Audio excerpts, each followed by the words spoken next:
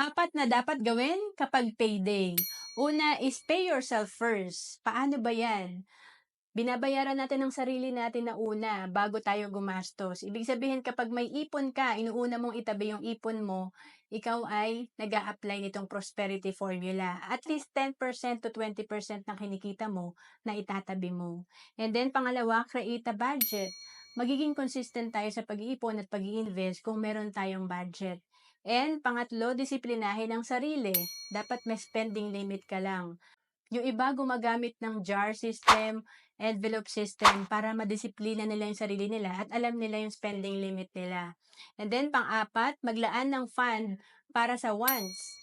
Siyempre, mahirap mag-ipon kung talagang feeling mo nade-deprive ka sa mga gusto mo. So, kung tayo naman ay nakaipon, mag-celebrate tayo ng mga small success natin at pwede tayong kumurot mula doon sa ating ipon. So, kurot lang daw wag dakot. Kasi pag dakot, malaking portion ng ipon mo, ginastos mo na or baka inubos mo na. To know more about savings and investment, message mo na ako sa FB, Rohan Celis Capistrano.